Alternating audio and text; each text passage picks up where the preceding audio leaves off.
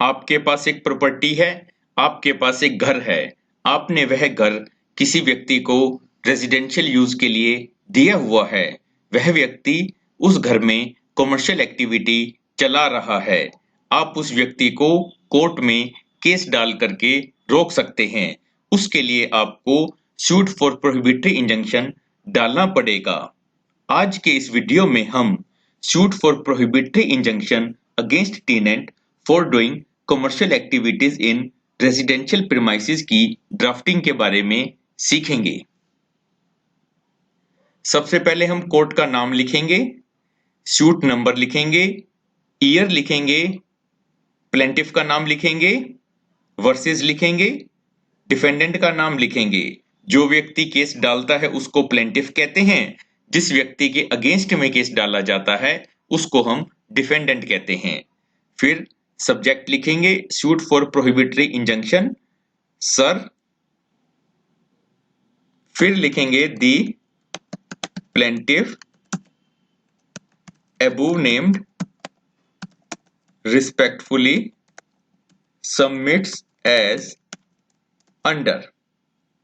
पहले पैराग्राफ में हम लिखेंगे that the plaintiff let hired his कोठी नंबर, जो भी कोठी का नाम है वो लिखेंगे, सिचुएटेड एट कहां पर स्थित है, कॉलोनी का नाम लिखेंगे, at a monthly rent of rupees, कितने रुपए में आपने रेंट में दी थी, to the defendant for residential purposes only, on किस तारीख को दी थी। दूसरे पैराग्राफ में हम लिखेंगे that the defendant has from, किस तारीख से, started business of sarees printing in the said कोठी against the terms of the rent agreement executed respecting the कोठी। थर्ड पैराग्राफ में हम लिखेंगे that the plaintiff's कोठी is being damaged by such business running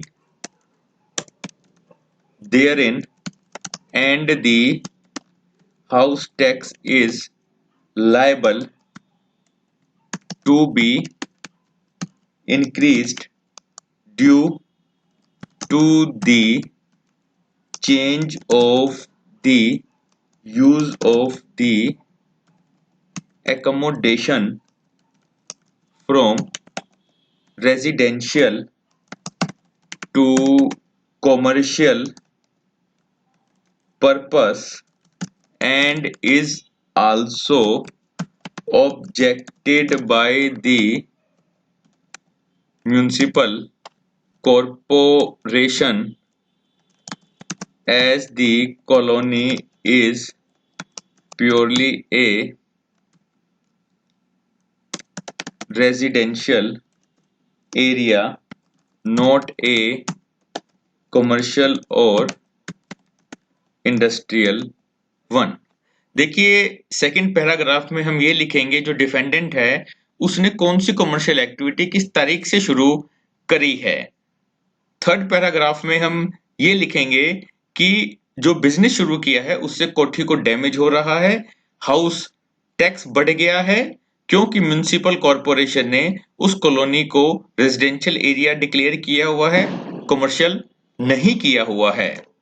fourth paragraph में हम यह लिखेंगे that it is expedient that the defendant be restrained from converting the use of the building। Fifth paragraph में हम यह लिखेंगे that cause of action arose on। जब से cause of action arose हो रहा है वो तारीख लिखेंगे when the defendant began to use the building for commercial purpose aforesaid and this court has jurisdiction to decide the matter। Six paragraph में हम यह लिखेंगे that the suit is valued at rupees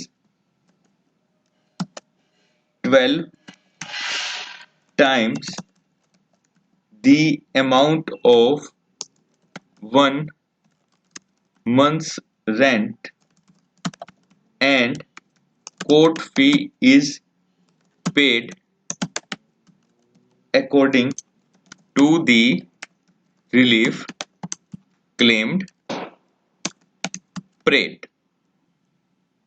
फिर हम यह लाइन भी लिखेंगे that the suit has been filed within the period of limitation। इसके बाद हम प्रेयर क्लोज लिखेंगे कि कोर्ट से हम क्या प्रेयर मांग रहे हैं। Prayer the plaintiff therefore praise that the defendant be restrained by issuing a prohibitory injunction restraining him from using the building above mentioned for commercial or industrial purpose। फिर लिखेंगे that the defendant be ordered to pay costs of this suit to the plaintiff and that such further and other orders may be passed in the matter as may be deemed necessary or expedient। फिर plaintiff का नाम लिखेंगे, plaintiff के sign होंगे, advocate का नाम लिखा जाएगा, प्लेस लिखा जाएगा, डेट लिखी जाएगी। इसके बाद लिखा जाएगा verification I ABC the plaintiff above named residing at do hereby solemnly declare and say that what is stated in paragraphs, जो भी पैराग्राफ्स में जहां से जहां तक उसकी true to my own knowledge, जहां तक उसकी नॉलेज में है and what is stated in the remaining paragraphs, कहां से कहां तक इज स्टेटेड